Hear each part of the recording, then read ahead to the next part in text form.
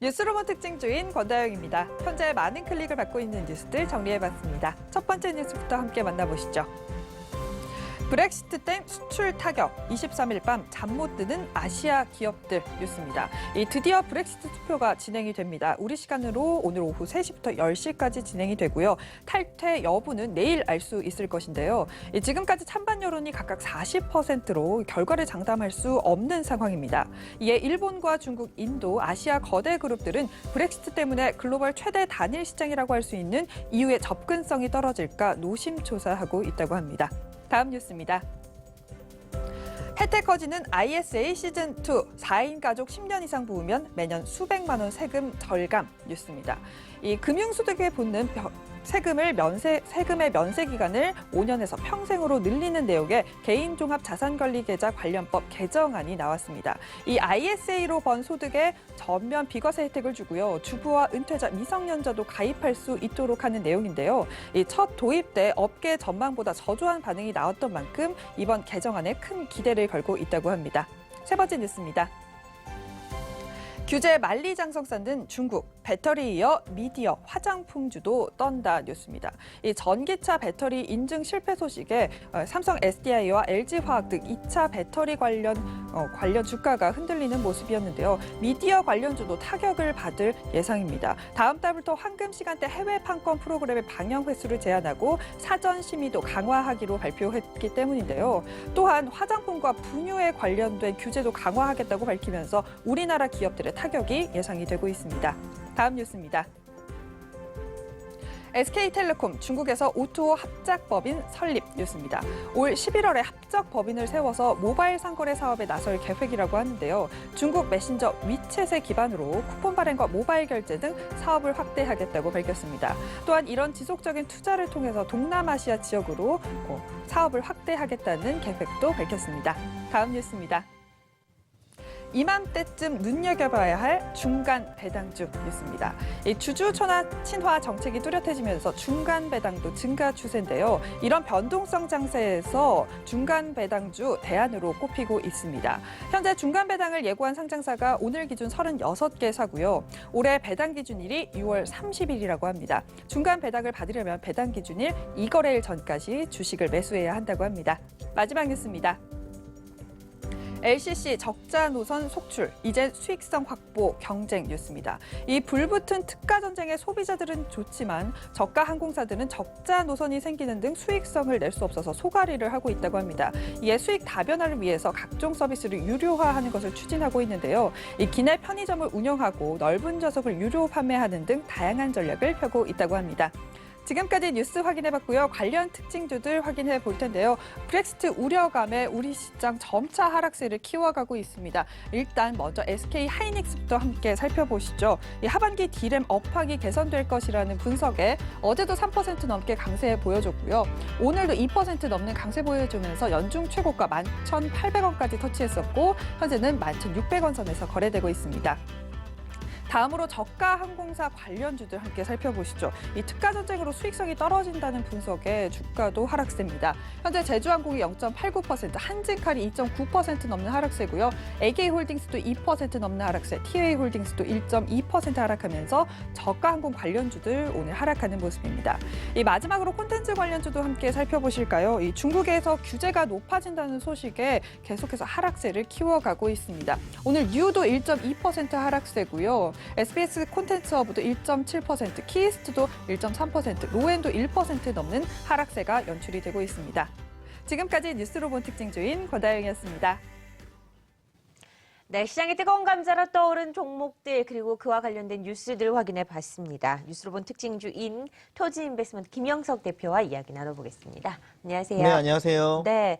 중국이 자국 정책을 굉장히 많이 쓰고 있는 것 같습니다. 네, 자국 보호 그렇습니다. 정책. 그때 전기차 배터리 이어서 이제 화장품, 미디어까지 칼을 빼들었다고요. 네, 그렇습니다. 먼저 관련된 내용을 좀 먼저 자세하게 네. 볼 필요가 있겠어요. 그동안에 이제 중국에서 자국 보호를 위해서 전기차서부터 여러 가지 다양한 분야에 대해서 보호를 하고 있는 이런 상황인데요.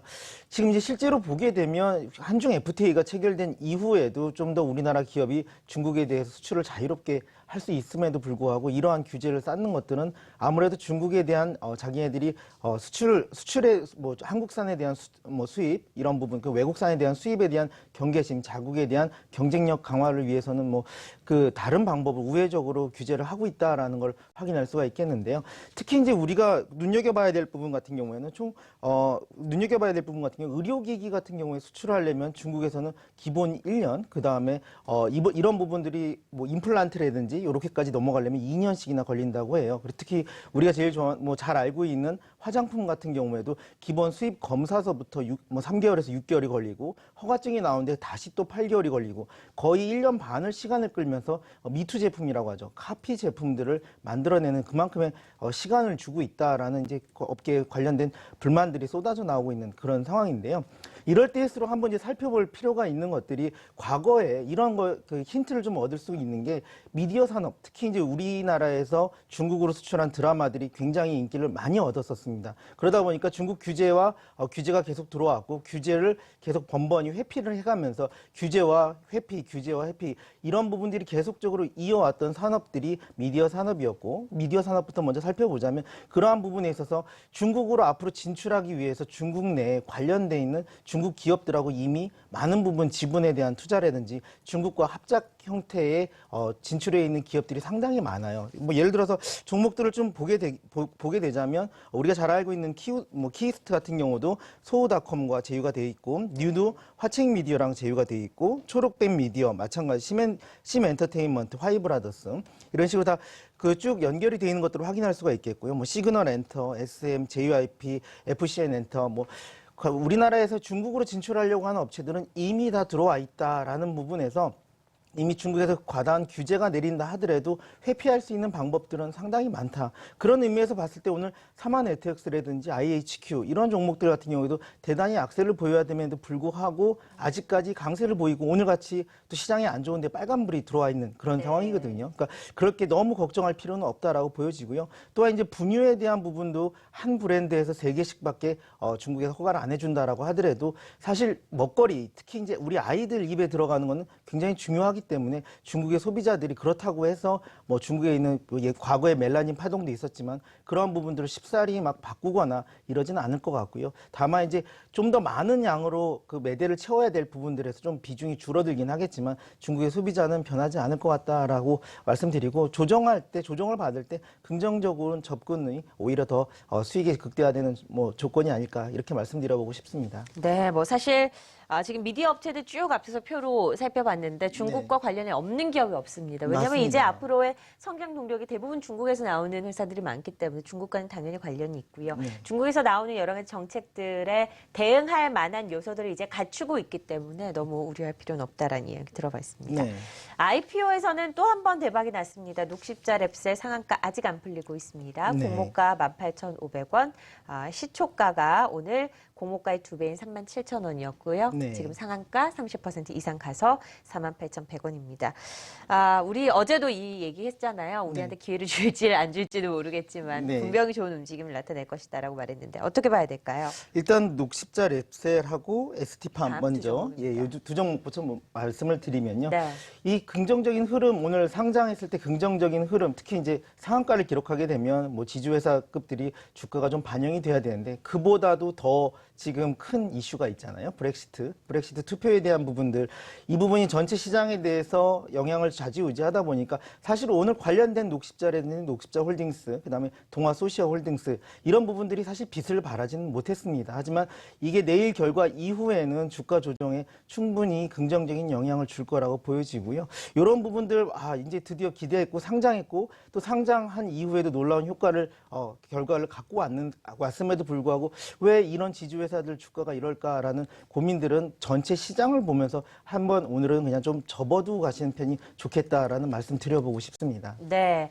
사실 워낙에 최근에 이 IPO에서 대박이 난 종목들이 상장 이후로 좀 차익이 좀 실현되는 움직임도 연출이 그렇습니다. 됐었고 행오버 이슈도 항상 있게 됩니다. 그렇죠. 그렇지만 이런 부분도 좀 잘 지켜보면서 살펴봐야겠다라고 설명을 해주셨습니다. 좀 더 이야기를 나눠보도록 하죠. 오늘 코스닥 위주의 하락이 크게 나타납니다. 네. 시장 전반이 앞서 저희가 방송 들어가기 전에 얘기를 했는데 좀 비정상적이다라고 설명을 해주셨어요. 네. 어떤 부분에서 그런 현상이 나타나고 있나요? 지금 우리나라 시장 자체, 그러니까 지금 코스피 시장을 보게 되면 선물 옵션, 파생 상품 시장에서 완전히 비정상적인 매매 패턴이 나오고 있어요. 예를 들어서 기관과 외국인이 현재 지수 1,700에다 베팅을 하고 있어요.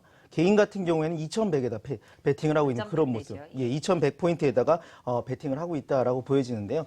근데 기본적으로 외국인과 기관의 패턴을 또 다시 한번 분류를 해보자면 외국인 같은 경우에는 브렉시트 투표 이후에 변동성이 크게 나타날 거다라는 쪽에 오늘 시장 포트폴리오를 구성을 하고 있음에 반대로 기관 같은 경우에는 브렉시트 투표 이후에 변동성이 생각보다 크지 않다라고 베팅을 하고 있는 그런 모습들을 확인할 수가 있습니다.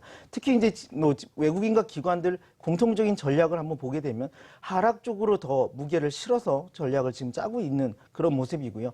지금 코스피랑 코스닥하고 지수가 왜 이렇게 차이가 있느냐라고 봤을 때 외국인과 기관들에 대한 포지션, 내일을 위한 포지션 구축을 하기 위한 지수에 대한 인위적인 방어 부분이 들어가 있다라고 보여집니다. 충분히 선물 시장에서의 적은 양, 그 선물 시장의 적은 양과 옵션 시장에서의 합성 전략, 특히 레이쇼 전략이라고 해서 하락 시에 대한 무위험 차익을 얻을 수 있는 그런 부분들을 열심히 지금 짜고 있어요. 그러다 보니까 말도 안 되는 지수, 지금 콜옵션과 풋옵션, 콜옵션은 지수가 올라야 같이 올라가는 거고 풋옵션 지수가 하락해야 올라가는 건데 지금 이 파생상품 시장에서는 두 개가 다 모두 올라가고 있는 그런 상황입니다. 그러니까 이런 경우에서 봤을 때도 적극적인 공격이나 적극적인 이제 포지션을 짜는 것보다 외국인 같은 경우에는 하락 쪽에 대한 보험과 해지, 기관도 하락 쪽에 대한 보험과 해지가 강하게 일어나고 있다. 다만 코스닥 시장은 왜 이렇게 많이 빠지느냐라고 네, 봤을 때 예. 코스닥 시장에서는 별도로 해지할 수 있는 기준이 별로 없어요. 외국인이나 기관이나